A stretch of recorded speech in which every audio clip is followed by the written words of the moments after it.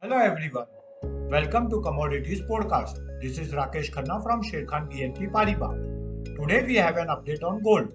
COMEX gold price after sideways consolidation had taken a support at $2380 level on downside and witnessed upside pullback above its key resistance at $2400 level, signal short-term trend reversal from bearish to bullish in upcoming trading sessions. MCX gold price after a sharp consolidation on downside has broken its important resistance of 69,000 level, indicates short-term trend is bullish.